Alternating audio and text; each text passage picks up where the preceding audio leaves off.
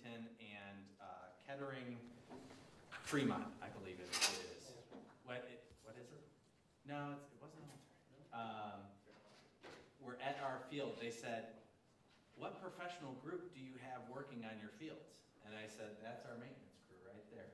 Yeah. It is truly a world-class environment, and the scenery's pretty nice too. You got some great scenery out there, and our football fields and fields all around the district always look like they're professionally manicured. So I really appreciate all the work that they do. So thank you. That concludes our commendation.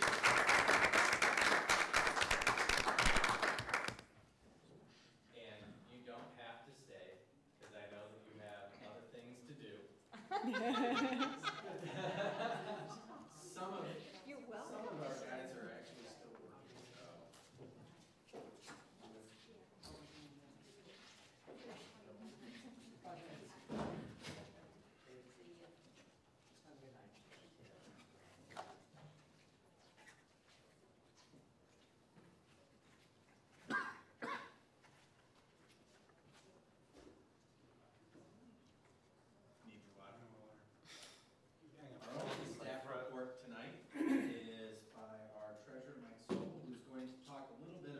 State funding model.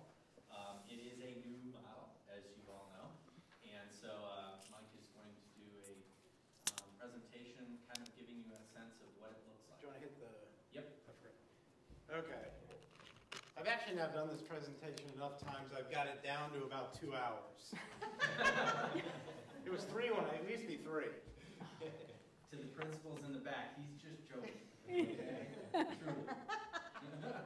We'll give him the hook. Luckily, you're getting the board member version and not the other treasurer. So it has to be extra simple, right? Yes. Most of what I'm going to go through is the new formula, and then we'll talk some about enrollment, because enrollment is extremely important in the new formula. And this doesn't want to advance.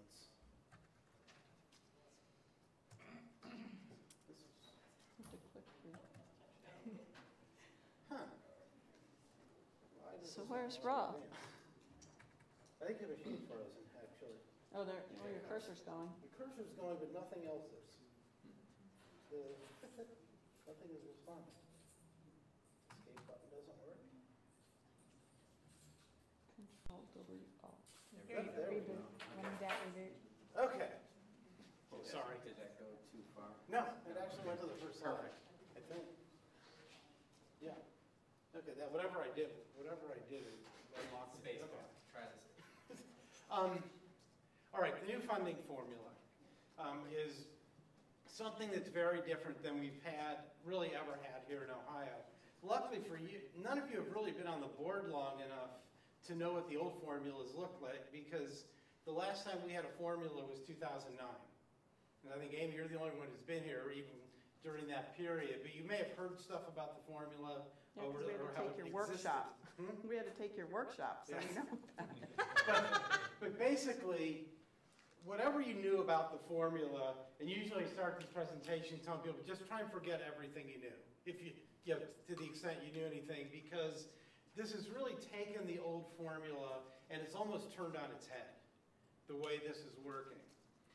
2 things that are crucially important here are enrollment and relative wealth. It used to just be wealth that was important, but now it's relative wealth. It matters how wealthy you are relative to other school districts on the state, because that changes your funding. You're not funded in isolation anymore like we used to be. And that, you remember, it used to be done by a charge-off, where you'd have your valuation. It was, last time it was used was 22 mils, and your local share was assumed to be 22 mils times your valuation, and that was your local share. Now, there is no assumed local share based solely on property value. The assumed local share is based on a combination of things that are its property and income and where you are relative to the state. And finally, this bottom one is a huge shift from what used to happen. It used to be that you would determine your state share of base funding, or you would determine your share of base funding, and then the state share of that is determined after that which drove a lot of the other funding.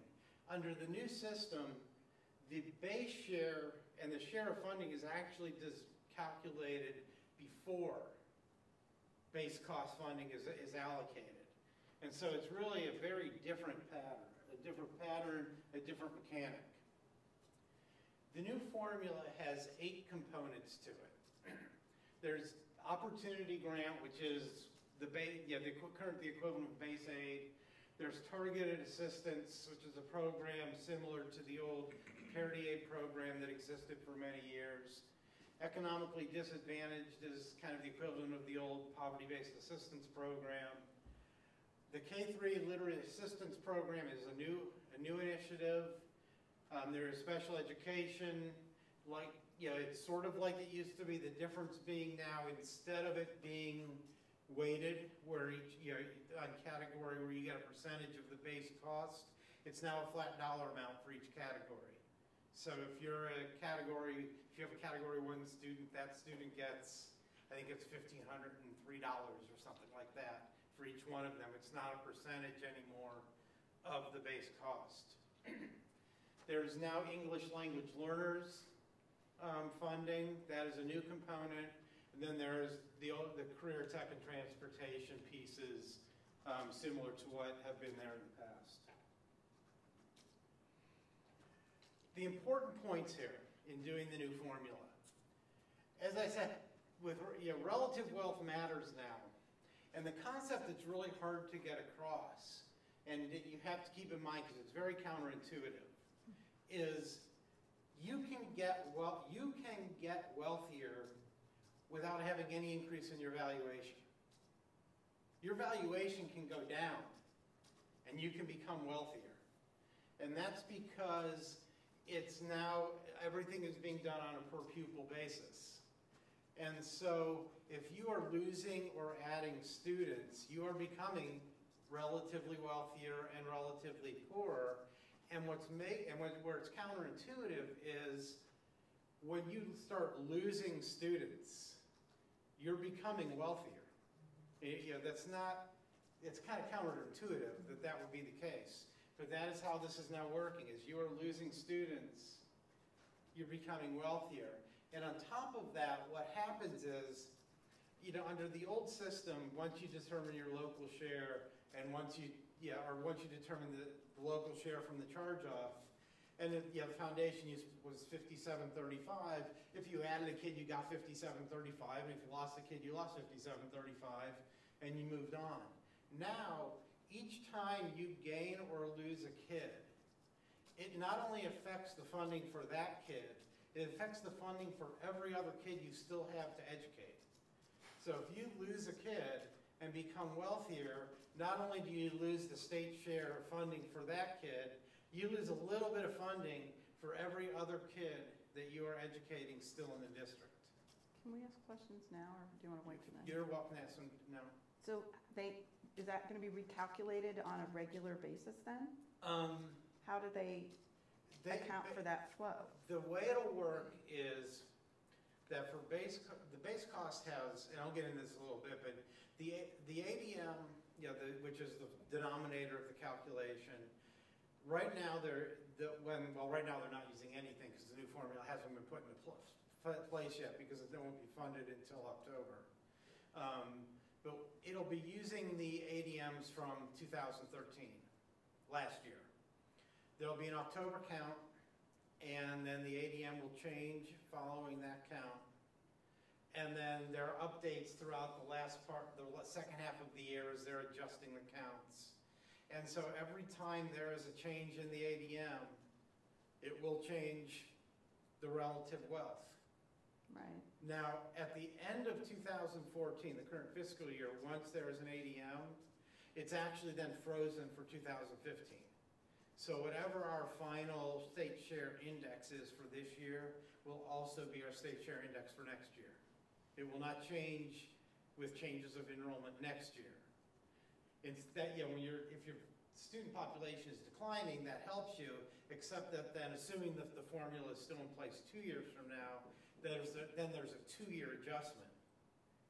because everything will Because be you'll updated start by in 2 October years. of that And following year to. everything will update by 2 years at once, and that can be kind of dislocating to your funding. Okay. So again, the state share index, which we'll go, I'm actually going to go through a brief calculation of how that's arrived at. That really is driving most of our funding.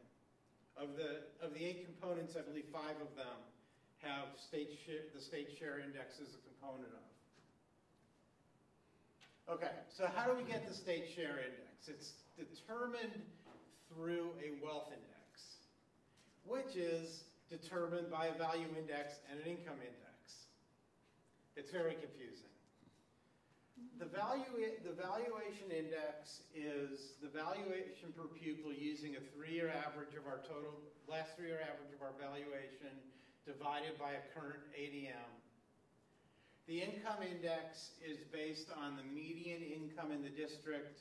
And again, both of these are relative to, in the first case, the statewide valuation per pupil, in the second case, the statewide median. And so the wealth index is, or may be, a combination of the two. It just depends.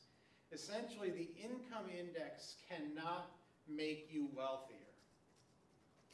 Okay? So if the income index is greater than the valuation index, as it is in Granville, you see our wealth index is equal to our valuation index. So the income index cannot make us wealthier. It can only help districts that are reversed of what we are, where their valuation poor, or valuation wealthier than they are income-wise. Then the wealth index is actually a weighted average of the two, 2/3 based on valuation and 1/3 on income. So that's the wealth index that is then used to determine the state share index. So you can see what this essentially means with us at 1.24 is that we are, on this wealth measure, about 24% wealthier than the statewide average, as it is defined for this purpose. Income-wise, our median income is 87% higher than the state median. Okay, so then the wealth index is taken and kind of inverted to come up with the state share index. And you can see what this is actually a plot of is all 614 districts in the state.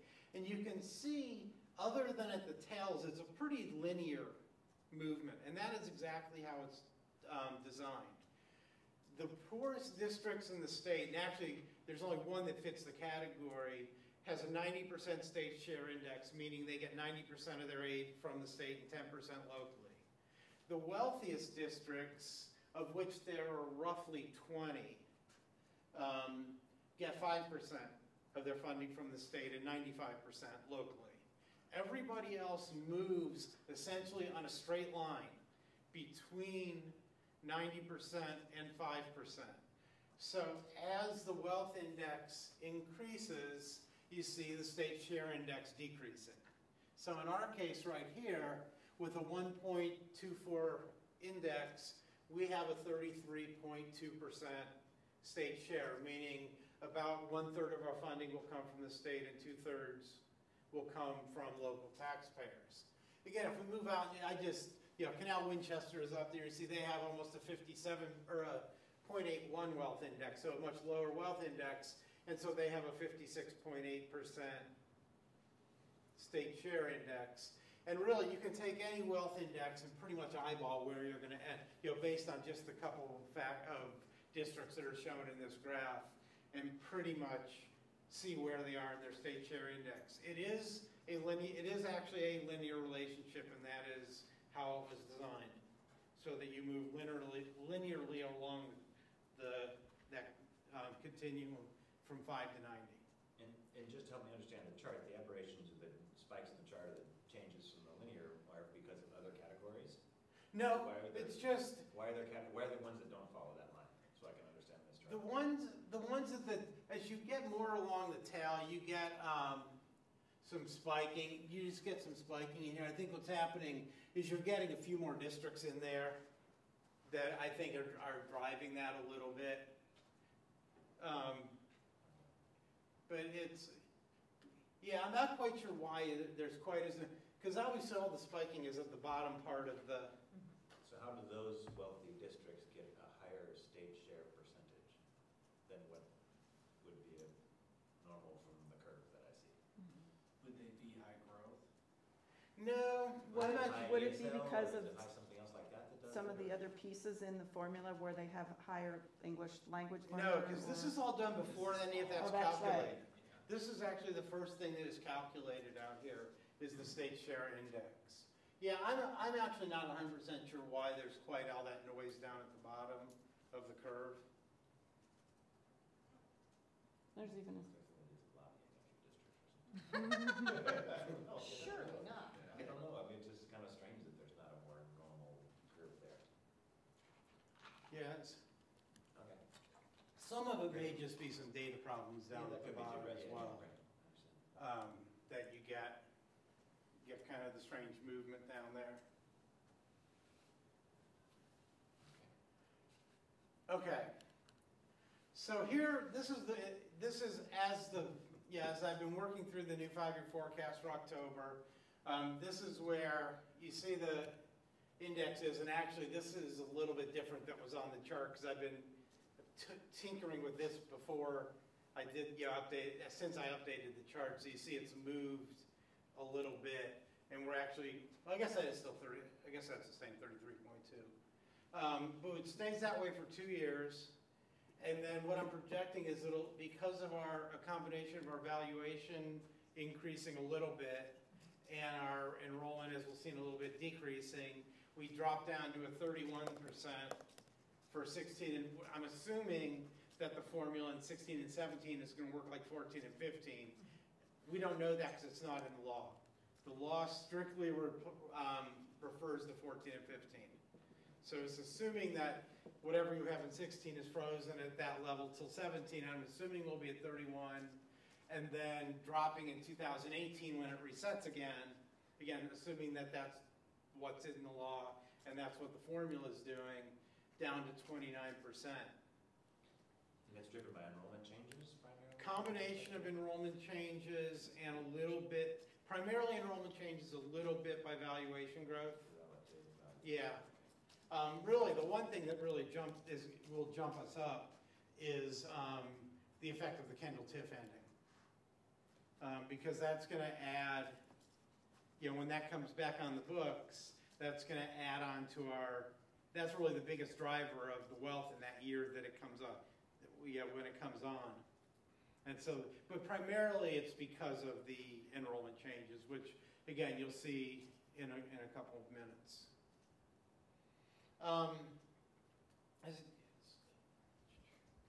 And again, the other thing that's happening is, as long as our per pupil valuation, so our per pupil index, is moving at a different rate than the state, we're going to be moving either up or down. And everybody else is too.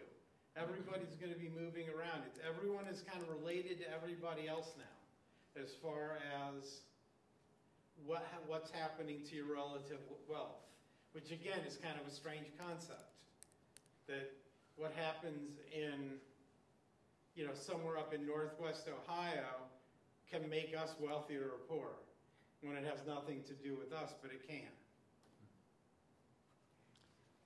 so then the state wealth index, the statewide, is also going to be calculated or recalculated during the same time frames with the ADM? Yep, it is. But the state one will probably not change a lot because, what you have going around the state is they're doing these, you're going to have some districts ending up with more students and some districts ending up with less students. And so across the state, a lot of that will balance out. So that's not where the relativity... The relativity is... Because each of those individual districts are a participant in that wealth index. So it has a much bigger impact on any individual district than it will when you add them all together. Because again, you've got ADMs growing in places, declining in places. Yeah, if you have, half the districts, you have their ADMs going up by 5,000 and half the districts have their ADMs going down by a total of 5,000. statewide, Right. your index There's a hasn't no, but- changed, but every single one of the districts has moved relative to everybody else, because whether they're adding students or losing students. And so basically, we're essentially losing students at a faster rate than is assumed the state is losing students. And so, You almost need an enrollment forecast for the state to be able to figure out what you your do, formula is. you don't almost need it, you do need it. Yeah. I mean, it's an essential part of the formulas. You have to know, you have to make an assumption about, and in the software, you have to make an assumption about what's happening with the statewide valuation per pupil, which is essentially, because the numerator is fixed, that's actually not changing for 2 years. That's all data that's already known. The valuations are not moving. In 15, they don't move forward. They're using the same year's valuations as they're using this year. All that's changing is the number of pupils. And so you absolutely need a forecast of what the statewide ADM is doing to be able to calculate this. Yes? Todd, I'm just slightly confused, but it's frozen. We're gonna be at 33.2 for the next 2 years, but they're constantly calculating it. Well, the Anyway? 33.2 is assuming where we're going to be at the end of 2014. Right, so, We may or may not end up at 33.2. Right. We could end up, I don't think we're going to be far off from that. right, But as they're redoing this, yeah, we could be sliding up and down throughout through this the year, throughout this Once- year, but then, Once it gets to the end of Okay. the year, there'll be a final ADM count. right, And then it will set a final index, and then whatever that ends up being, whether it's 33.2 or 33.4 or, right, whatever, yeah, that will be the index that's used for 15. for 15, okay. So, but it still will change, yes, it still can change and will change. But what we get funded on will be this, whatever it is at the end of 2014. Whatever it is at the end of the year is what we will get funded on, How and- often do we get disbursements from the state? twice a month. Twice, so, Theoretically, okay, yes, theoretically, we could get a different allocation every 2 weeks. Yes. Yeah, that was my Now, it question. probably won't happen. Yeah, they won't update that often. Like right now, we're not getting it. All we're getting is whatever we got last year. right, Is all we're getting until the first October payment. And then it'll switch over to the new formula, and they'll make all the necessary adjustments. But yeah, once the October count is done, probably December, January, they'll make a wholesale adjustment. And that'll be the biggest adjustment that'll happen through the year. But then there's always, we were going through this last part of last year, where every payment, they added a community school kid or took away a community school kid or whatever, and our ADM was changing by 1 or 2 almost every payment. And if that's the case, it's going to change our funding every payment. Yes. Not by a lot, but yeah. still. So, but these percentages are based on where I think that we are going to end up in ADM at the end of This is- fiscal year 14.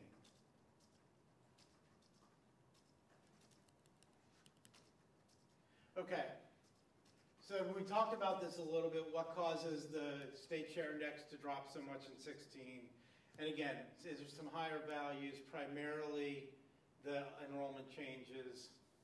The bottom point is really an important one now, and this is something that's different from how the system was when there used to be a formula. It used to be when we had exempt value through abatement, whether that be TIF or whether that be enterprise zones or whatever the abatement program. And if you got payments in lieu of taxes for most of those programs, there actually was an adjustment to your valuation for the charge-off where you had to add back in the valuation equivalent of the pilot payment. All that law has been struck from in the budget in House Bill 59. This is how the law was. Now we're back to where it was prior to about 2005 which means that in the current system, if you can add property without adding valuation and get payments for it, now that's a good thing, again, as far as your funding. So, for instance, we're still up in the air with Kendall coming up. We're not quite sure yet if Kendall's going to come up this year or next year. We actually now think it's going to be next year, not this year. It actually makes a difference for us. And for us, it's actually better for us if it doesn't come off until next year. Because remember, the valuation that's going to be used in 16 is a 3-year average valuation. So if Kendall doesn't come off until 14, 2 of the 3 years Kendall will not be in our valuation, whereas if it comes off in 13, 2 of the 3 years Kendall will be in our valuation, which makes us wealthier. So that matters. And really, any new development with TIFs where we're getting a pilot payment in lieu of property taxes, that's good. Because if it comes out as taxable, we start losing state aid because we get wealthier. And so if we get wealthier, we start losing, our percentage comes down, and we lose state aid to offset, which will be offsetting some of the impact of the additional taxes. If it comes on exempt, but we get pilots, we get the payments, but we don't have any offsetting losses of state aid because of that particular transaction. So again, it becomes yet enough. There's a lot of nuances to this where you have to take things into account and think about things differently than we've thought about things before. And this happens in, I'll show you another example when we get towards the end of another area where you have to look at things differently, and we actually, as such, you can't even draw a conclusion. So that's kind of the state share index part of it. We talked a lot about wealth and obviously ADM. So what I'm going to do is have a couple slides just talking about the latest enrollment forecasts and where we are relative to where we have been projected. If you look, the blue bars are history, the red bars are forecast. 2014 at this point is still a forecast because there's still little things going on getting everybody in and out with the beginning of the school year. When I did this, it looked like we were going to be 28 kids below last year is where we were going to end up. Actually, as of today, it's 25. We've actually picked up a net 3 kids since I ran this about a week ago. But obviously not moving by it's not going to move by much at this point. And you can see we still have the drops moving forward. The biggest drop really coming at the end of this school year, where I'm projecting us to drop from 2454 down to 2375, and that's really the biggest single drop, and that's strictly a function of the size of this year's senior class, which we'll see in a minute, and the projected size of next year's kindergarten class is really what's driving all of this. If you look at the chart here, this looks at last year's enrollment, the current enrollment, the estimate for May, and the difference from May. You'll see in May, I had been projecting we'd be at 2447. At the time I did this, we were 7 kids ahead of that. And really, most of that is actually in kindergarten. The kindergarten ended up with 12, we went up with 12 more kids than we had been looking at back in May. The other place, kind of inexplicably, is second grade. We ended up with 7 more kids there as well. And that really ended up with kind of a large, we ended up with 15 new kids between first and second grade this year. Kind of what happened last year in 7th grade happened in 2nd grade this year. But you'll see most of the forecast is not, it's not that far off. But you see where we are relative to where we'd expected to be. And this is the forecast going forward through 2018. And again, what you can see is we have a senior class of 223 this year. We're expecting an incoming kindergarten class of 112 next year. So right there, if those numbers are right, that's 111 kids that we're starting in the hole as we go to next year. We'll pick up probably about 40 or 50 net through migration, but still leaving us significantly below where we are this year. And again, the kindergarten classes after next year are actually expected to bump back up quite a bit. Not quite as high as they were last decade, but considerably higher than the last few have been. But even with that, we're still having big classes coming out and smaller classes coming in that's driving most of our decline in enrollment over the next few years.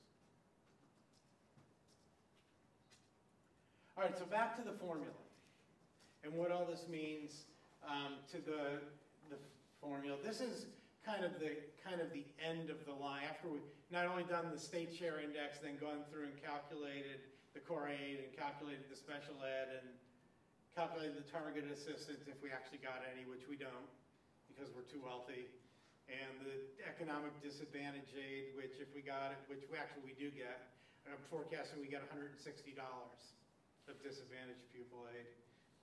So essentially we're not getting any. And so what the formula is saying is we would get what's in for this fiscal year in the top left corner, if the formula were fully funded, we would get just over $6 million compared to $5,164,000 that we got last year. But there is a cap that is in there. The cap is 6.25%. And 6.25% is that number that's just under $5.5 million there. And so we are capped at the $5.5 million this year and essentially have, as I'm estimating right now, $546,000 of unfunded formula essentially. Next year, in 2015, the cap is actually 10.5% over 14. That cap amount for us, if we got the maximum, would be the $6,060,062 there. But the formula is saying we're going to get $5,984,000, so about $80,000 short of the capped amount. And then, of course, since we're not hitting the cap, we have no more unfunded formula at the end of next year. Now, what becomes important going forward is where the guarantee falls. Because as our enrollment is dropping, and you can see on the top line, you can see the drops in our state aid that are just formula driven. It going from 5,984 to 5,709. It goes up a little bit in 17 because of the freezing of the assumption of the freezing of the per state share index, and then drops again in 2018. So now the transitional aid, or the floor, whatever you want to call it, comes into effect. The floor, what the legislature has done with the floor this year with the transitional aid is it's set at 2013 for this year, but it's also set at 2013 for next year. It does not move forward. So in 14, you're guaranteed what you got 13. In 15, you're guaranteed what you got in 13, not what you got in 14. So then the question is, well, what's the assumption in 16? Well, that's a good question, because again, that's not in law. What's going to happen? I think the fact that they left the guarantee alone in 15 and didn't move it forward would seem to indicate that there's a good chance that the highest the guarantee is going to be in 16 is 2013. The governor has talked about how he doesn't like guarantees. And so I think what we're looking at is a guarantee in 16 being no better than the guarantee is right now, which means we actually stay on the formula, but we're getting less money. And we actually start losing state aid in 16, again, stay pretty flat in 17, and lose again in 18. Now, the numbers that are up there in red, that's kind of assuming that the guarantee each year is the prior year. And so that's the amount we would get if the guarantee ended up being the prior year. Obviously, we don't know. And this actually makes planning extremely difficult. Because one thing that we talked about, this year we started all-day kindergarten for pay. And the question is, well, because now ADM, if you're in half-day kindergarten or all-day for pay, kindergartners only count as a half in your ADM again, like it used to, as opposed to recently.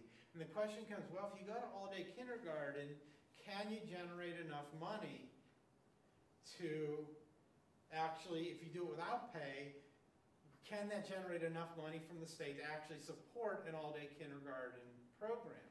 And one of my colleagues, one of my business partners at Tays Valley, they figured out that if they have just half day. That not this year, but next year, if they go to an all-day K program, it would generate something like $1 million for them. And they would only take on about maybe $600,000 more cost to hire enough teachers to do it. And so it pays for them to... It would generate that amount from the state? Yeah. Because remember, if they add all those kids, they all of a sudden become poorer. And so not only they get aid for those kids they've added, but they get more aid for every other kid they're educating in the district. It's the multiplier effect. Right. And so, we looked at could it, would it pay for us to go to all-day K and and not do the charge? And finally, what I concluded was the answer is we have no idea. Because you can't tell unless you know what the guarantee is. If the guarantee is the 2013 amount, then it may very well pay. I mean, it's probably at least comes close. Well, how did if the guarantee is the prior year, no. He was just guessing, your friend then. He doesn't know either? No, because of where they are. They're so far near they're right at on the other end. They're just on the transitional aid guarantee right now. They're just barely on it. So they've got all kinds of room to grow. And that's why it's beneficial to them. We're on the other end where we're hit, and they're not losing students elsewhere. They're still growing a tiny bit, plus adding. And so it's a different situation than we have. But basically, we actually don't know the answer, and probably won't know the answer until it's too late to make a decision. Because we really don't know an answer until June 2 years from now, and it's really too late to make a decision for whether to start an all-day K program 2 months later. But again, it's a lot of these things, just things you have to keep in mind that we've really not had to worry about in the past. So again, the key here being, for us going forward is going to be that transitional aid guarantee and what it ends up. About the last slide. This just gives you an idea from the 8 components where our funding is coming from. I am estimating we're going to get about $2,520 per pupil from the state. $1,925 of that is going to be our core opportunity, our base cost. The only 2 other areas, we get about $269 per pupil in special ed and about $233 in transportation aid. And you can see the others. We get 0 targeted assistance. We essentially get 0 economic disadvantage. Again, neither of those are shocking that we're not getting those. The ELL funding, we don't have a lot of ELL kids, so it only works out to about $5. It's $5 across all our pupils, not just the ELL kids. It ranges anywhere from $750 to $1,500 for each ELL kid. But when you spread that aid across all of our students, it comes out to $5 a kid that we get. And then you see the gifted funding, which is another great thing, is about $50 because they have gifted units in the you have to have gifted units just like we always have, except gifted units now has nothing to do with how many gifted kids you have. What's the formula and how does that work? What's the gifted education, the gifted funding formula? What's it related to? Nothing. Okay. It's just well, there's a formula, but it has nothing to do with how many kids are gifted. What does it have to do with? Well, there's two parts of the calculation. One is for supervisory services, and the way you do that is you take the gifted ADM, which is a little different than there's 4 ADMs used in the formula. There's 4 different ADMs at different parts of the formula. So you use the gifted ADM, and you divide that by 3,300.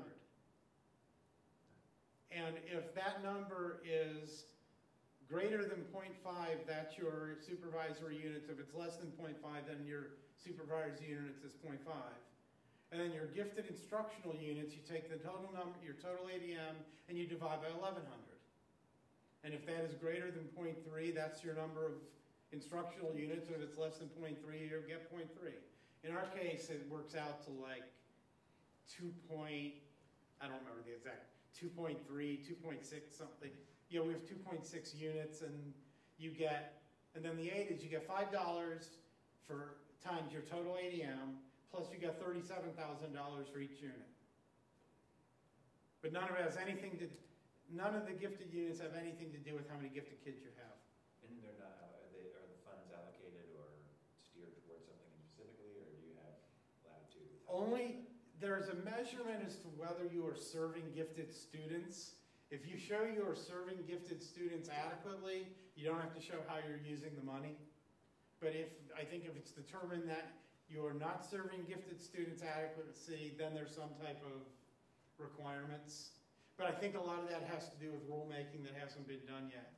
Yeah, the gifted operating standards and rules are being addressed by the state board currently and up for public comment until September 20.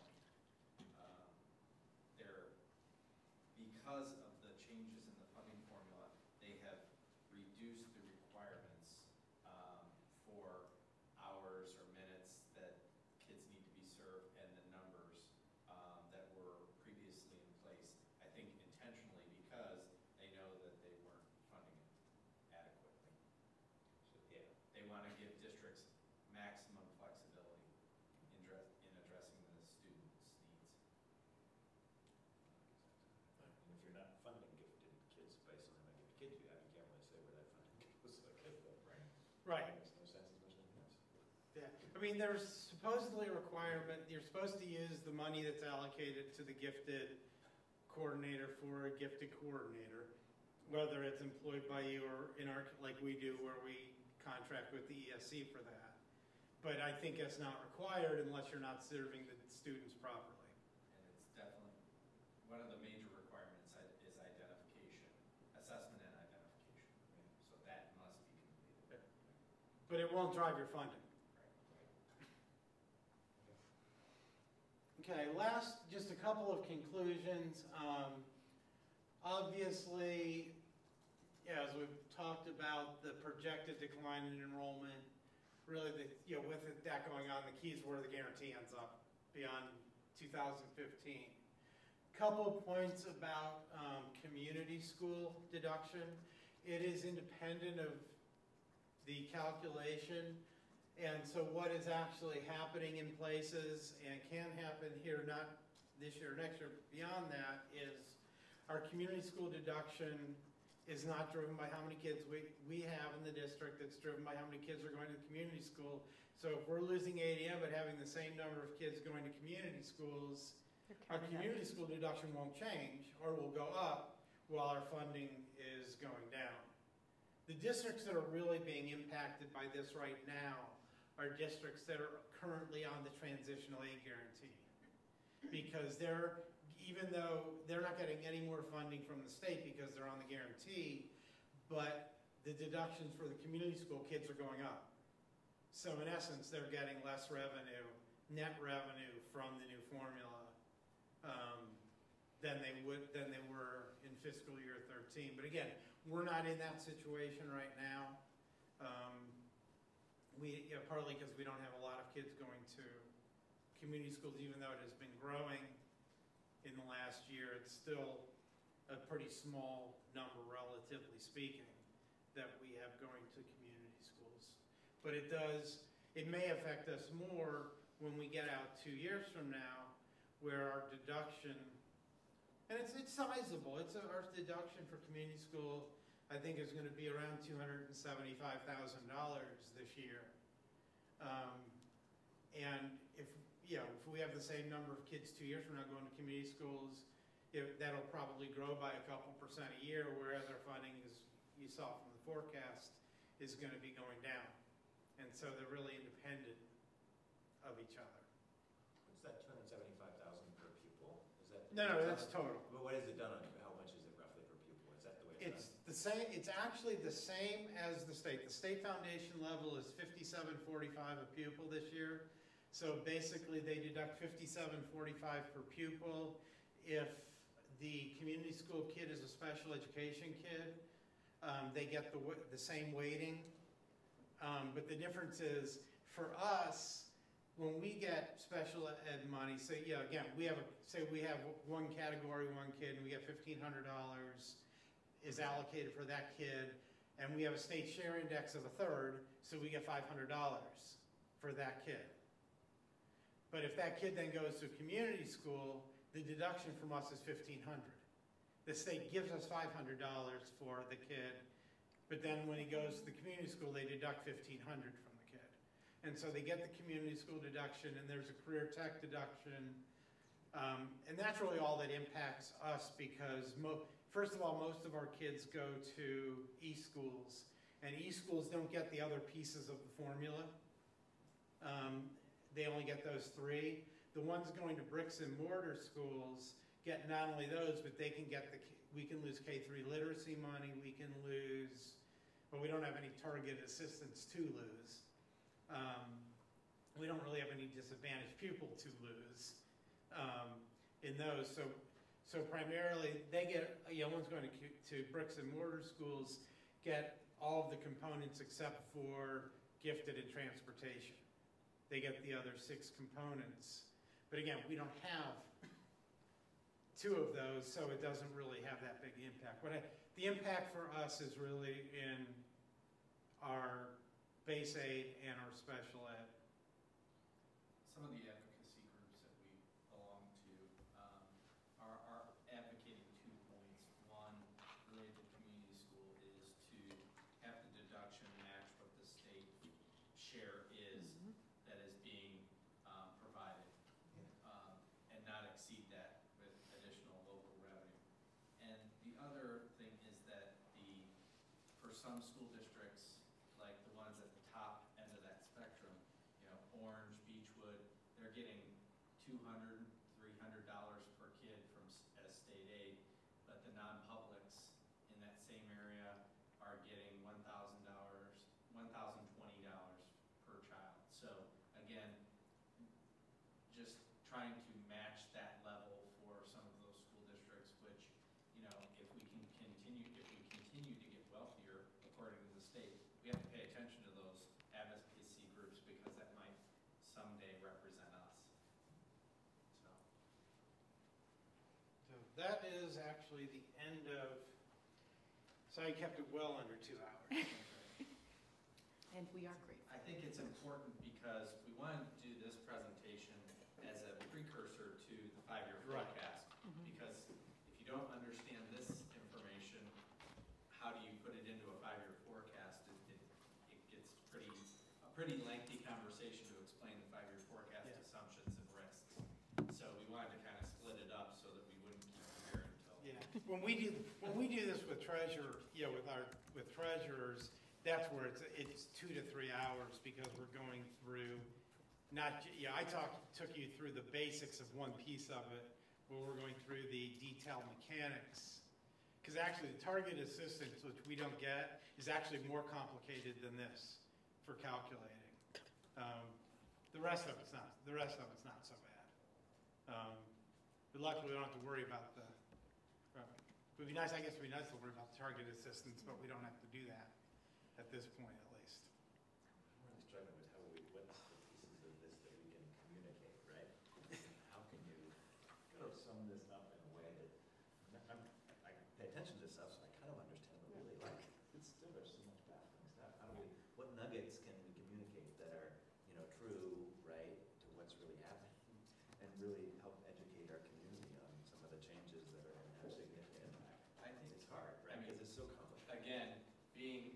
superintendent hearing Mike talk quite a bit about this on a regular basis. Yeah. The two things that really stand out to me is enrollment and fluctuations in enrollment are driving our relative wealth. And the relative wealth is a new concept and somewhat counterintuitive.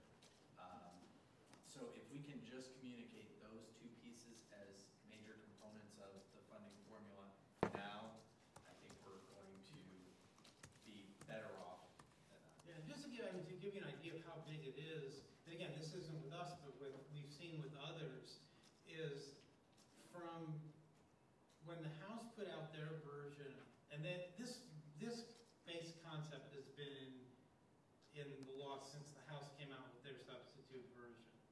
And when it got to conference committee, the new printouts updated all the enrollment estimates from, they had been using 2012 and got updated to 13. And there were districts that went from being on the cap to on the guarantee.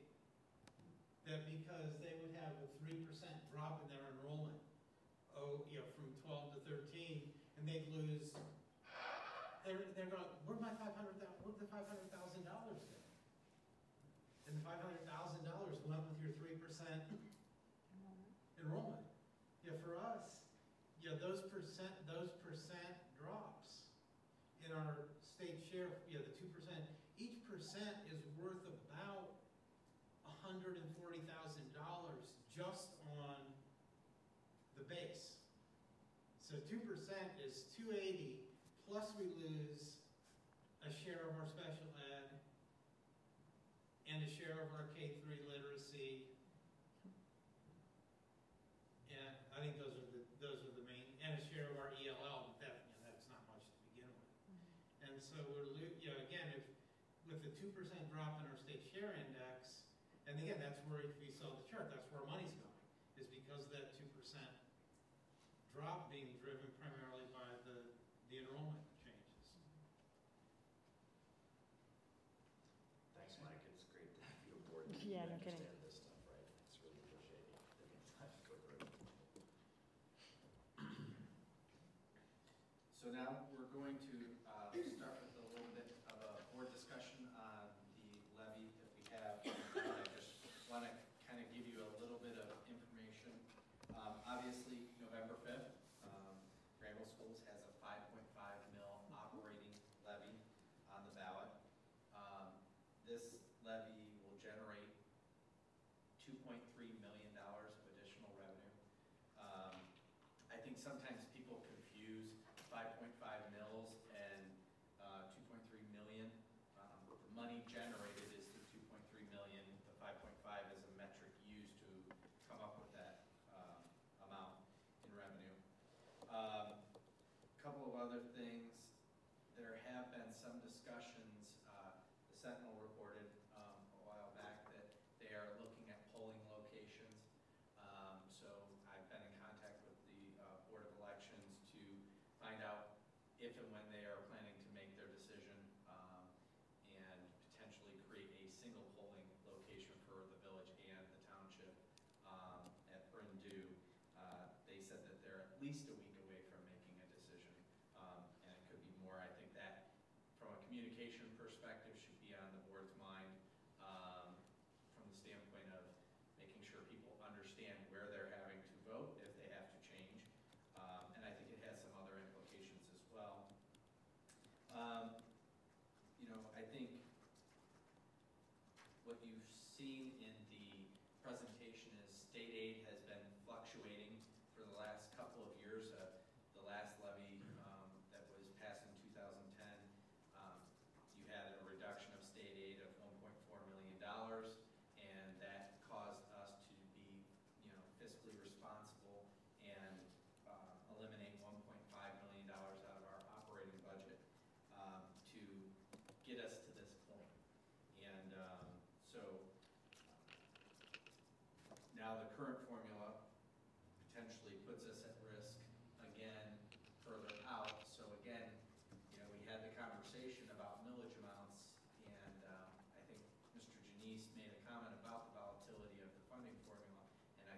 seeing some of that volatility in action right now.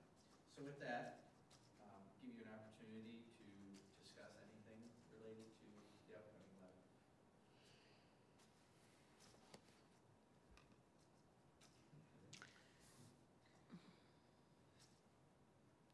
I thought you Go were- ahead, No. I'm still formulating. I get a generally positive feeling, right? A lot of the folks that I've talked to and heard from are extremely supportive, as I think this community has always been. And so that feels great, but I'm not sure if that's because the conversations aren't hard enough yet, right? I mean, these complexities about finance and forecast and so forth, right? And those kinds of complexities are very hard for voters, right? Because they hear contradictory messages about what the funding's going to be and how enrollment impacts that and what our balance is and the cash flow. It's a really complicated thing. And I think if there's any complication in a voter's mind, they're less likely to support, right? So I think that, being clear with our message and continuing, along the same points that we had, great schools, great value, right? We do it for a fantastic, price. I mean, those fundamental tenets, I think as long as we keep up those, in light of changing funding formulas and balances and so forth, that's the way to kind of work our way through it. I'm a little concerned about the polling location change, right? Because I think, the key with any of these levies is making sure yes votes show up, right? And if people are feeling pretty confident in things like that, that often means that, sure it'll pass that, and they can't make it out to their dues, and, where is that polling place anyway? Those could be real risks for us, right? Because, it's not going to be, by any stretch, a clear cut one way or the other. I think this is going to be a tight levy, right? And so we really do have to keep up the pressure, right? To make sure that we have our supporters that show up and make sure that we openly and honestly communicate our real situation so everybody can, understand and get an appreciation for how important this levy is. Because it's very critical. So, and just some basic overview comments. Doesn't the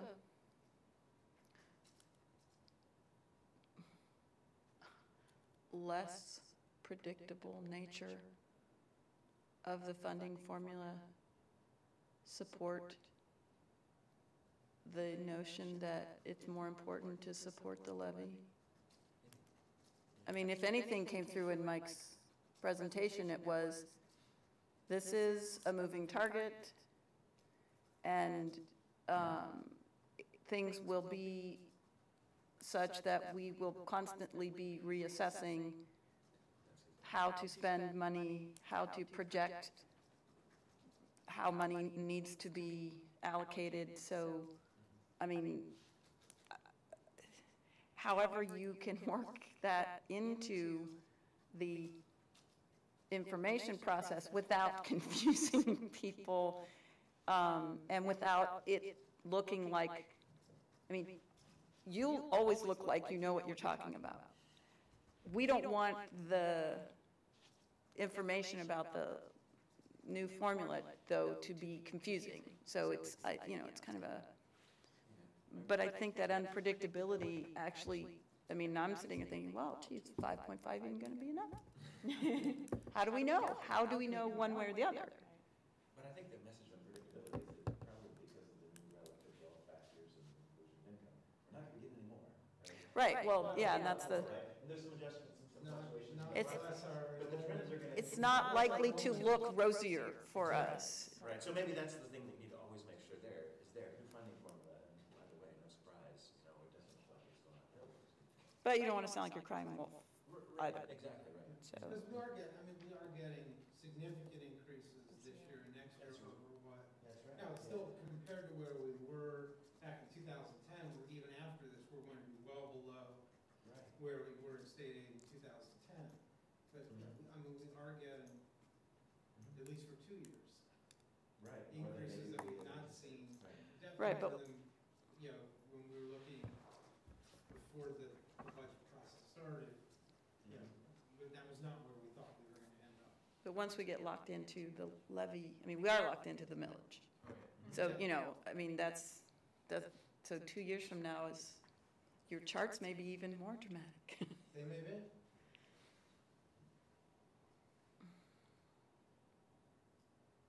other comments?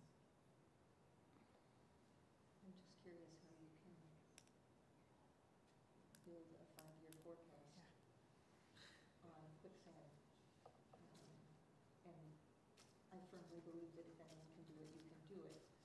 It's mostly just a matter of making sure you're clear on what assumption. I mean, it's obviously driven by some assumptions you have to make about what's going to happen with state aid after fiscal year 15, because nothing's in law beyond 2015. There's not a long-term. That's what I mean by Yeah. Right. Yeah. Well, and Well, I mean, and I think the important point is to communicate those risks and these assumptions even more intentionally, because we want people to understand how fragile that environment is. And I think that's important for people to recognize. it's also a set of circumstances that really pushes districts to be extremely conservative in their planning. And on the other side, or not the other side, but the other piece I find very interesting is that the promotion of the tacit support of TIFs and pilots that is built into the budget also moves districts toward supporting, or urges districts to support those types of funding processes in their communities, which sends a message more broadly to communities as, different jurisdictions as well. So I think that's a very interesting piece under the surface of this budget. I'm just curious, and I'm just asking, but the encouragement to support TIFs, do the TIFs not, and maybe I'm just not looking at it correctly, require that the rest of the taxable base continue to pay to support what the new business would be contributing? Am I I think it making only that comes out of the question? state funding, I don't think. No, it no, no, has no, I'm not much talking percentage. about the You're funding talking formula, I'm about talking about the okay. actual levy. For example, say a new entity received a TIF, and the GRD levy is spread among the school district's taxpayers, but the new entity is exempted from paying that portion. That means the rest of us are supporting what would. No, it does not affect the tax rate that anybody else pays. But So- if they were not in the TIF, would the burden not be more broadly spread? Am I misunderstanding that? It would not affect anyone's tax rates either direction, whether it's TIF or not TIF, because it's considered new construction, and new construction does not affect tax rates. Essentially, new construction increases what would be collected, but it does not impact other tax pay. The only exception to that is in school district emergency levies. That's really the only place where it does, but everywhere else across the tax spectrum, whether it's the county or the city or township or whoever, it's affecting the amount of, well, it's affecting essentially where the pot of money that is generated by that initial property goes, is what it's affecting, is essentially the way a TIF works, in the No, I'm case. asking how it affects where the money's coming from. It does not affect where the money's coming from at all, other than if a TIF comes in with a payment in lieu of taxes, or not with, or without a payment in lieu of taxes, Right. the only taxpayer who is affected by that is the owner of the property that's being TIFed. It's not affecting the taxes being paid by any other taxpayer within the jurisdiction that the TIF is occurring. Okay, but the entity with the TIF, say there's the entity with the TIF and the same entity without the TIF. Would one of those affect what the rest of the taxpayers in neither case. In either case. It only means All it's affecting is where the money the taxpayers pay is going.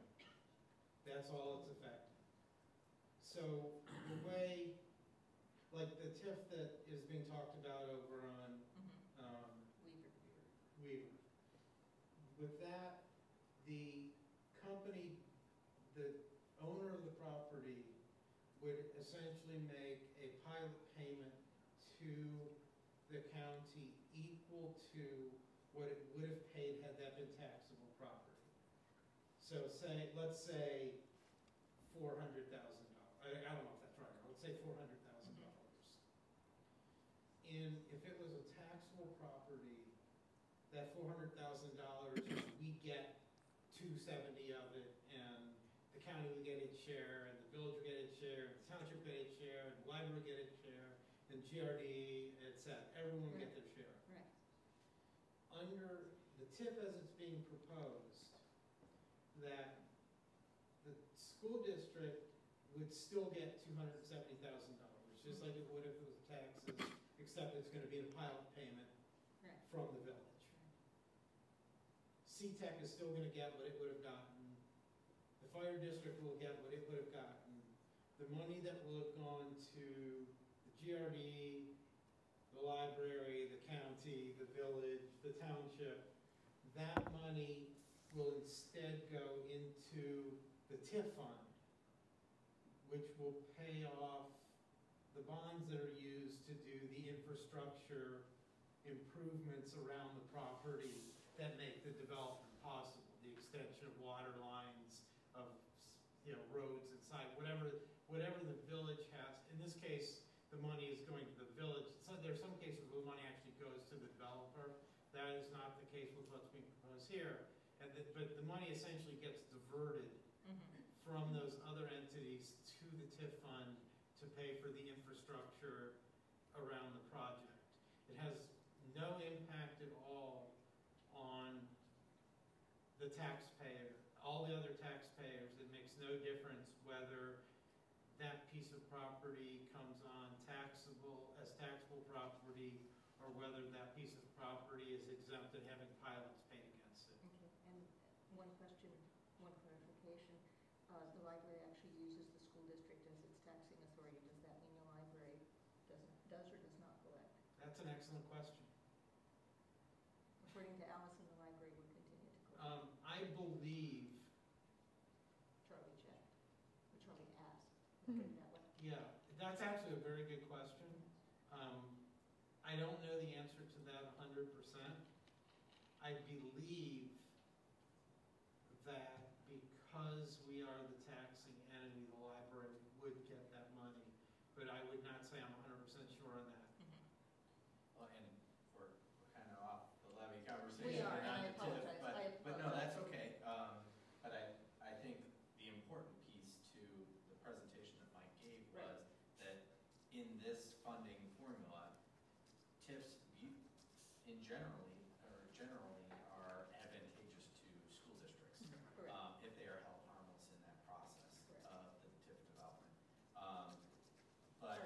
But no, that's okay. But I think the important topic at hand is that we are, on the ballot, and there's a couple of things that we want to make sure people understand related to the new funding formula and to the things that we've done to Right. prepare up to this point. So, Have you made the presentation to ACES, or, I haven't seen, I have they have actually great information on their website. It's really, if you haven't gone, it's really quite, I think it lays it all out very clearly, but I don't know that the new funding formula piece is there and how much you really want to do that or not, or, I don't know if you've presented to them, but. I have not done this for anyone outside of you at this point, Okay. other than, in our teaching exercises, Right. where we're doing it to help treasurers forecast. Is it, there is, I've not done it as they are basic planning education. another forum night that's open to the community, and I believe that we intend to share Mike's presentation at that time. when are they doing that? Do you They- know? They haven't set a date yet? scheduled Okay. But it will be in October at some point. Is there, on the, I haven't looked at anything but the fact sheet. Is there an interactive piece on the website so people can put a question in there? Yeah, and the ACES group will answer those questions on behalf of the school district. If they don't have an answer, they can request that information from us. GranvilleAces.org also has great ways to sign up for the yard sign. Right, that I- volunteer and things like that, so that's a good central point for volunteering and getting information and asking questions. Right. That's nicely done. Are you tracking the hits? They are. You don't know what they are then? They're an independent. No, I know, but they haven't shared that just by happenstance with you. I don't have that, but I can get that information for you. It'd be interesting just to see. Well, Okay. I would like to commend both of you because I think you've both, over the past couple of years, done an outstanding job of communicating and demonstrating that the finances are an open book. The parts over which we have controlled as tightly as we can. The parts over which we do not have control, we're trying to understand and make projections as solid as are possible. And we would not be seeking this levy and asking for money if it were not really, really necessary. So thank you both. Thank you. Okay, I think that leads us into, Public comments. Is there anyone who would like to make a comment this evening? If so, please come to the podium.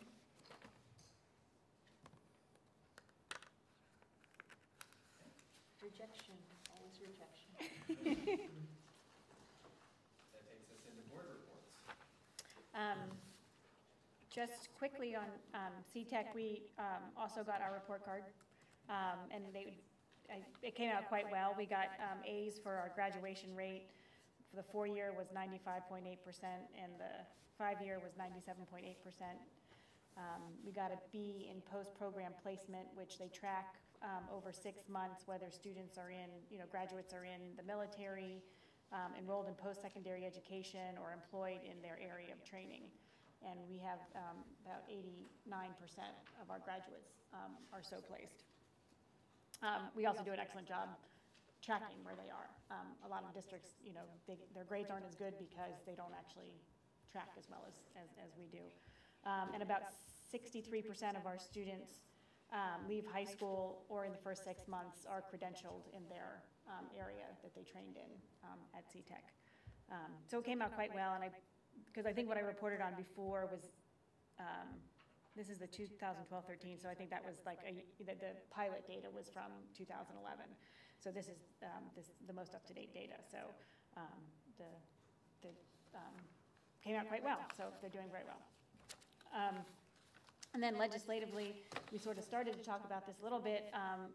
It's ODE that's looking at the operating standards for gifted education. And so I don't know if you've seen, we got a couple of things from OSBA about, whether, contacting either ODA or representatives or whatever. It seems to me like the biggest thing that's changing is the identification piece, and that's really what's up for discussion. And There are three if you wanna- areas yeah. that I think are changing. The first one is they have, in the proposal, they have eliminated the requirement for the supervisor to have a gifted intervention specialist license. That it's just an administrative license. Who's the supervisor? The supervisor in Granville, we contract with the ESC, and that's Georgia Banks. She came and did a presentation at one point, yeah. And she does have both endorsements. She has a principal's and a gifted intervention specialist license. The other is what I kind of talked about a little bit before, which is the numbers associated with how many kids can be in a class, how many minutes do they need to be served, and kind of that continuum of service. They kind of relaxed a lot of those requirements and just said these are options for people to utilize without attaching numbers from an enrollment perspective to those. And then the third change really is the one I think that has the most impact on, from a financial perspective, is they've added 2 additional grade levels where we have to test the entire grade level for the gifted identification process. So right now we do that whole grade level testing in 3rd grade for the identification process, and that would require us to do 2 additional whole grades of that assessment, which anytime you're Meaning assessing. down to 1st grade? What's that? Down to 1st or going up? Going up. It's going up, Yeah. actually, because as you go down, it's harder in a group norm setting to get reliable results on some of the metrics used. So, because they're typically given and sometimes read orally, as opposed to kids having to do the assessments themselves. So, those additional whole grade levels would escalate costs for districts. So, when we submit our feedback to the state, we'll request that they change the additional testing requirements, and we would support more flexibility than less flexibility in the service realm. We must have some assessments that we already do that we can use to fulfill that requirement instead of having another level, isn't it? Well, that's interesting that you bring that up, because we advocate on a regular basis to allow some of our tests in other areas that are subject specific, but from a cognitive skills index for the, what we used to call the IQ, those are specific assessments that would have to be given as well, because you would have to determine cognitive ability. So it's another unfunded mandate in a way. It is an Yeah. unfunded mandate. And I think that's what most of the discussion is about, really. Is Yes. taking away, I mean, they allocated money for gifted in the formula. We don't get a lot, but a lot of that would be eaten up by this additional testing that we would have to do. So, So what kind of flexibility were you talking about being in favor of? Well, they give a continuum of options anywhere from in-class support, okay, and teachers differentiating within the classroom, providing enrichment, and maybe gifted intervention specialist collaborating with that teacher to provide enrichment, all the way to a separate learning. So nothing we aren't already doing? No. Okay. No. I just Things that we're misunderstood what you already said then. doing, but there's numbers that we would have to, right now, if we go over certain numbers in our discovery program, sometimes we have to submit a waiver to the state of Ohio to add a student or two to that environment. Those requirements would no longer be there. So it would be discretionary, how large you wanted a program to provide. However, you're still only getting, again, the same funding for those instructional units that Mike is talking about, for example. Exactly. And the reality is, with 52% of our student population identified as gifted, we have to be more flexible than less from a state rank perspective. But isn't that because of where we set the bar No. for the CSI? No, the state sets, for the state identification process, sets the bar. We can set it above Right. or service. Right, so for example, Westerville is at 131 or something, and that's their choice to choose that. but that's the biggest thing, sort of brewing at the state level.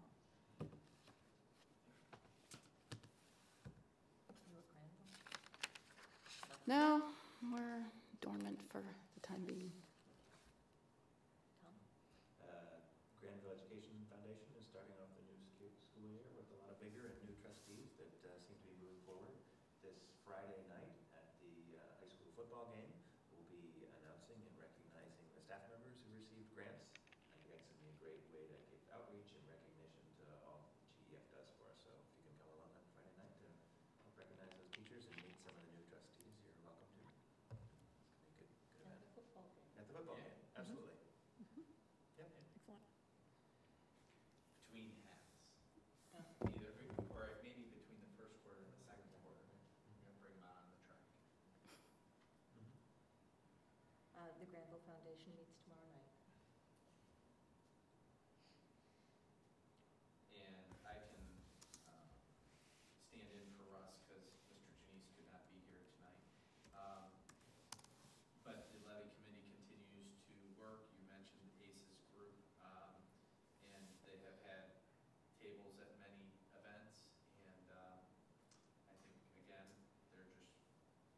forward and trying to educate the community on the facts.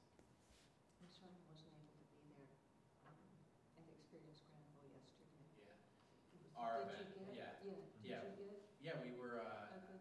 yeah, we had several people that came to the table and we talked about our local report card results and quite a few parents that their kids had gone through the educational system and now have grandkids in the system and talked about how wonderful it was to see their kids active, productive citizens and now their grandkids are being served in Granville schools. So a lot of positive feedback. And a number of new residents as well. I think it's kind of targeted along those ways, but a lot of people came with their 2 preschool-age kids that said, we just moved to Granville a couple of months ago, and there were a number of cases like that. So I think that, reinforces the fact that people move people to schools. Yeah. And that's what they all said. The other nice piece was Ben Hogstad, CTEC grad, is on the fire Yeah. department, and they did a little exercise where they used the jaws of life, and it took off the top of a car, and my daughter, who wants a car, said, "That's a perfectly good car. Why are they ruining it?" I said, "Wow, you're really stretching, honey." But I'm sure she's really glad I'm saying this. But Well, the odds on her sitting at home watching this. yes, yeah. But things are progressing. That takes us into the action agenda. The first action item is to accept or approve the grant for the Granville Intermediate School. That is an Active Schools Acceleration Project grant for the Building Our Kids' Success, which is a before-school activity program. Meredith Irvin, she looks at grants all the time and always comes up with ways for funding different opportunities for her kids. And she received a $1,000 grant, and it's in 2 $500 allocations, so we're approving that grant tonight. Wonderful. Is there a motion? So moved. Second. Thank you. Have to do double duty since Russ isn't here. No tag teaming. No. Dr. Corner, Yes. Dr. Rentel, Aye. Mr. Miller, Aye. Ms. Dees. Aye. Thank you. Thank you. The next item is 3 services provided to us by the Educational Service Center of Central Ohio. Remember, we are affiliated with the Licking County ESC, but there are some services that they don't provide that we have to go into Columbus. The teacher of visually impaired, motor orientation mobility specialist, and a behavioral specialist. So we contract, instead of hiring them internally, we contract with the CCO. And so I am asking for your approval of those contracts. Is there a motion? So moved. Second. Dr. Rentel, Aye. Dr. Corner. Aye. Mr. Miller, Aye. Ms. Dees. Aye. Thank you. We'll let Tom have one soon. You guys are on a roll.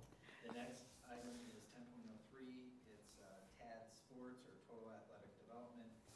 This is Mr. Clint Cox, who works in our weight room. That is the contract for his services, and it is the same amount as last year. So moved. Second. It's for the whole school year? Yes. And summer months. Oh, okay. Mr. Miller, Aye. Dr. Rentel, Aye. Dr. Corner. Aye. Ms. Dees. Aye. Thank you.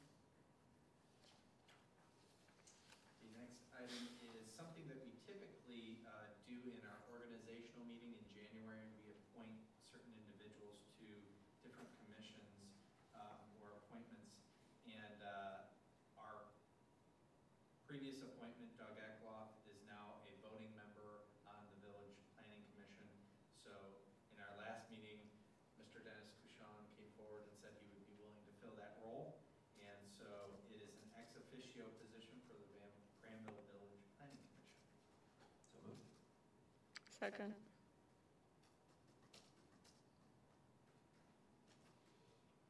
Mr. Miller, Aye. Dr. Rentel, Aye. Dr. Corner. Aye. Ms. Dees. Aye. We appreciate his service. Item 10.05 is the 8th grade Washington, D.C.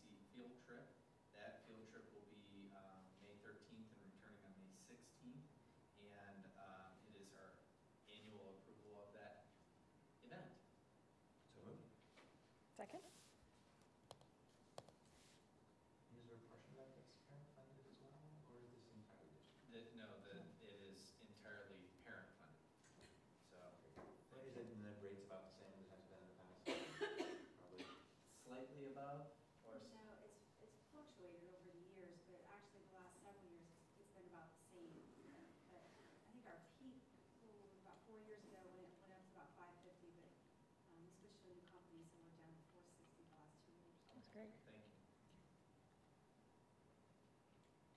Mr. Miller? Aye. Dr. Cornwell? Aye. Dr. Rentel? Aye. Ms. Deeds? Aye, thank you. We have a maternity leave for Mrs. Newell, on or before December 27th for 10 weeks. So moved. Second. Mr. Miller? Aye. Dr. Rentel? Aye. Dr. Cornwell? Aye. Ms. Deeds? Aye. That moves us into the consent agenda. Let me get a motion for A through C6. So moved. Second? Okay, let me highlight a few things. We have some of our typical items, but I would like to highlight our donations. The first one is the donation of $350 to the Blue Steel Band from the Works to help fund that program. And then the second one is actually an anonymous donation that was in total $20,000. And 12,000 of that will go to the Middle School Industrial Technology Department, which is Dan Santucci's classroom. And I want to emphasize that this is for classroom materials and classroom equipment. And then the other 8,000 is to go to the middle school physical education program and equipment to be purchased there. So it is always amazing when we receive, I'm not sure what that noise, but I've never heard that noise here. Run. I know I've never really received an anonymous donation in the amount of $20,000, but that's fantastic. Yeah. And we're very excited and extremely appreciative that anonymous donor came forward. So I'd like to highlight that for you. We have our list of home instructors that provide services to students that might need temporary home instruction. We have a couple of resignations, and the supplementals continue to come in for the fall and through winter sports. So that's kind of the highlighted areas.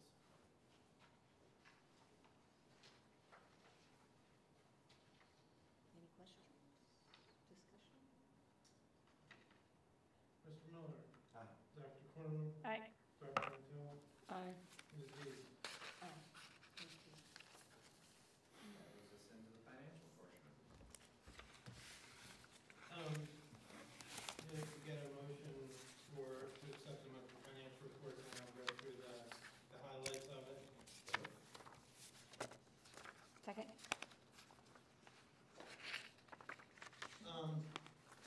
Again, we're early in the fiscal year.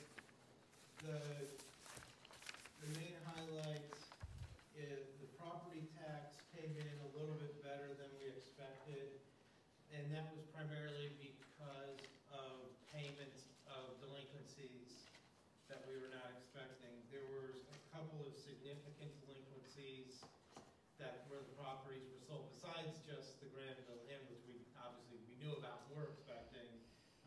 There was significant delinquencies on the Delmar property over on Prospect and on the old stone business that was at 37 in James Road.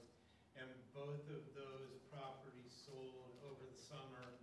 And as part of the sale, of course, is the payment of the delinquent taxes. So that did boost our payments by about $100,000 above what we were expecting.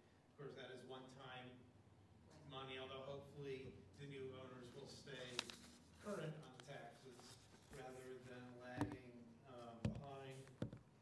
That was the main revenue item. The other thing that's is we have received over $50,000 now this year for what's called other sources, which are things that weren't necessarily, it's just essentially what they are is they are a repayment of prior year expenses. From 3 different things, we received about almost $35,000 from the workers' comp rebates that went to employers around the state. That came in July. There was, in the reconciliation of our payments for the state employees retirement system, it was determined that we overpaid them by about $11,900 in the last fiscal year, so we did receive a rebate of $11,900 from SERS. And then there is a provision in the law that allows school districts to recover from the state 6 cents per gallon that is paid on gasoline or diesel tax for transporting students.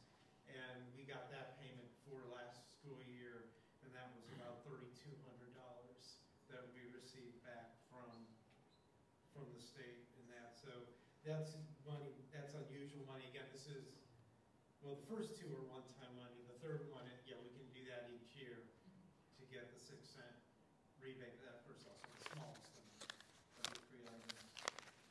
Expenditures have been mostly in line.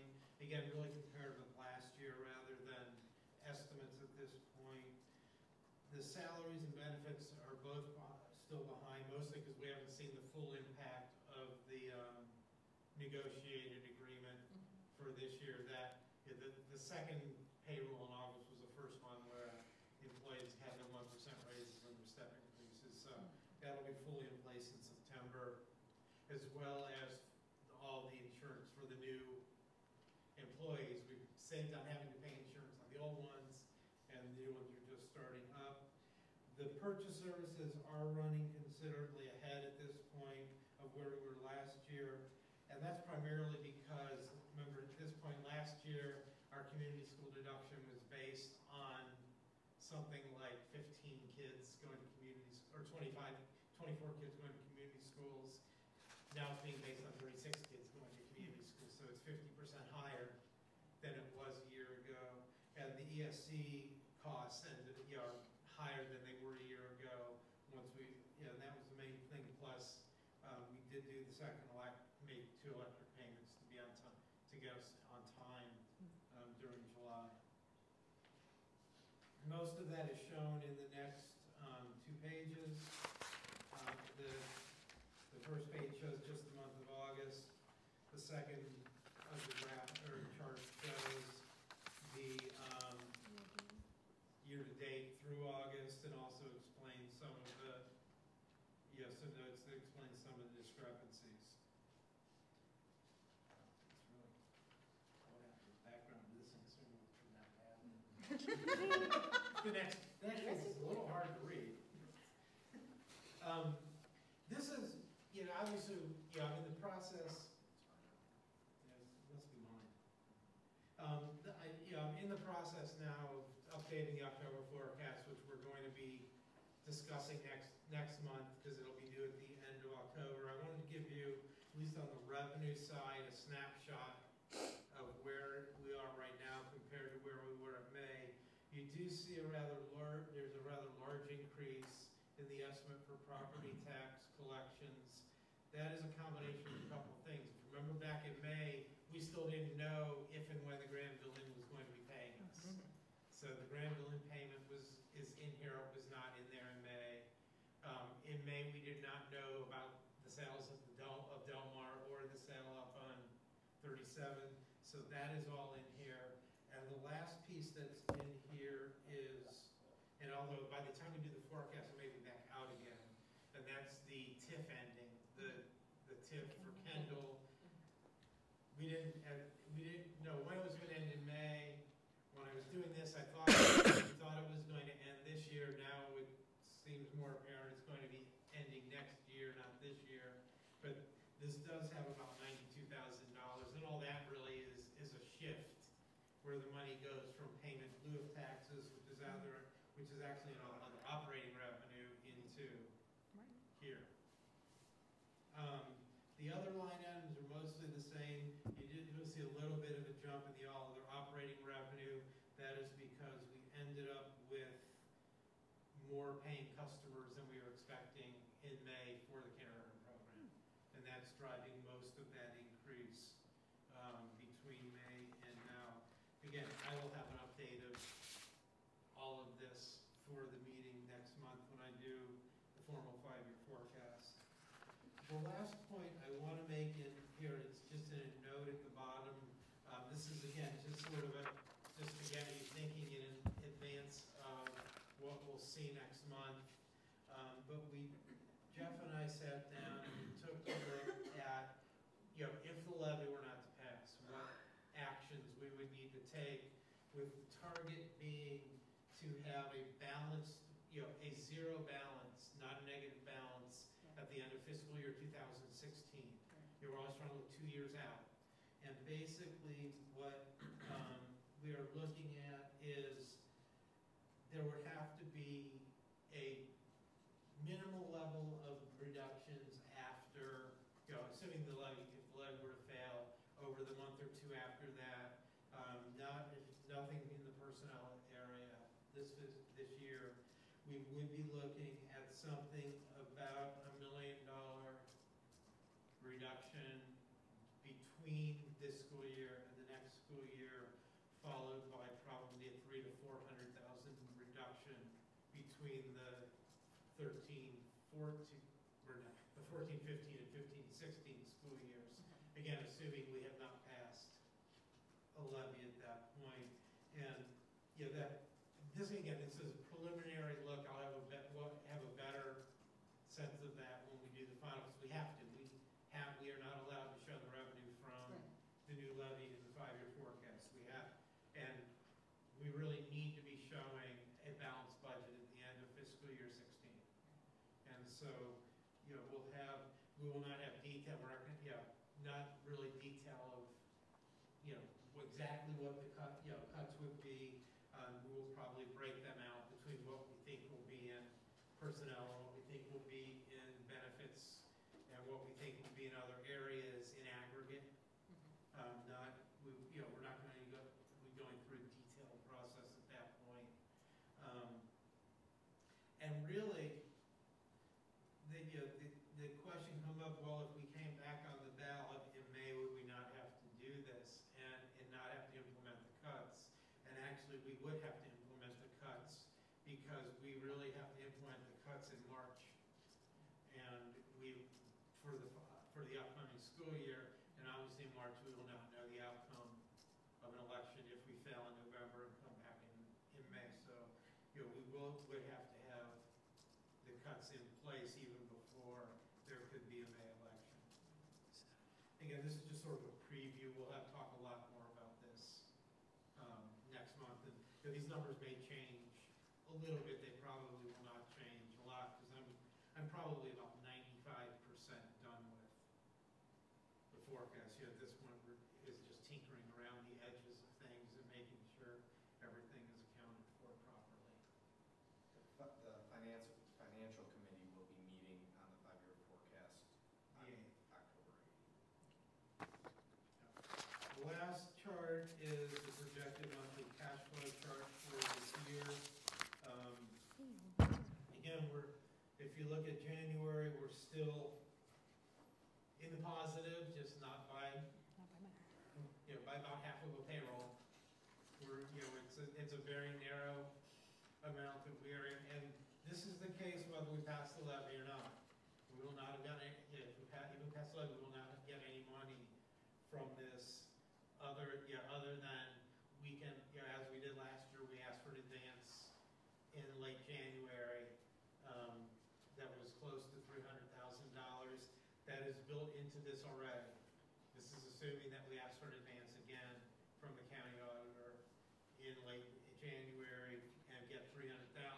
I suppose if the levy passes, there's some chance that the amount that's in there could be a little higher than $300,000 at that point. Probably not much because again, things change on something like January 20th, and for us, and we really need to get the advance by the 25th.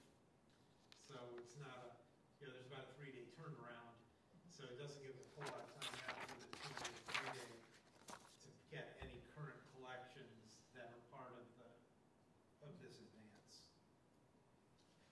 So again, this is just a preview of it will also be coming next month with the permanent appropriation for the current year that we are in. That we're working on right now, getting everything together. I don't expect any surprises out of, in there that we haven't been expecting, or that's going to throw things significantly out of line with where we are right now. A November levy that passes, we start collections come in January. What happens if we don't pass in May and we pass in May? November, sorry, May. Sorry, I didn't say that quite right. If we don't pass in November, go on the ballot and pass in May. When do collections start? We will not get our first collections until January the following year.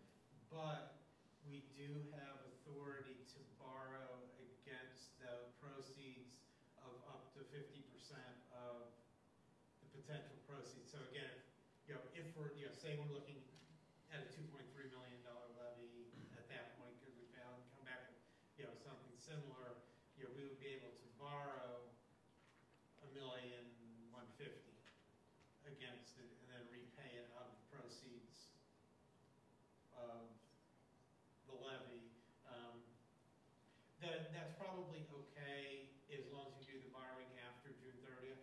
I don't think I'd want to borrow across fiscal years to do that, but there's nothing wrong with, other than the cost of borrowing, to do it so that within the fiscal year. And I think you actually have up to 5 years or something like that to pay it back. You can't pay it back, I think, on up to 5 years or something like that. But basically, if we don't pass in November, we forego a whole year of We forego a whole year of revenue. That is correct. And we make the cuts. Yeah, and we still have to make the cuts because the money's not there. Right. Presumably, we would make the cuts, and if the levy passed, we could rescind some. We have to rescind all of the cuts. Right. Because we'll have lost a year of revenue. Right. But, we may be able to then rescind some of the cuts. Other questions? Mr. Miller? Aye. Dr. Kuhn? Aye. Dr. Latose? Aye. Mr. Janine, or Ms. Dees? Aye.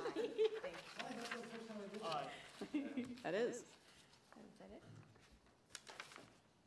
I'd like to make a motion to enter an executive session to consider the employment of a public official. Second? Dr. Corman? Aye. Dr. Antel? Aye. Mr. Miller? Aye.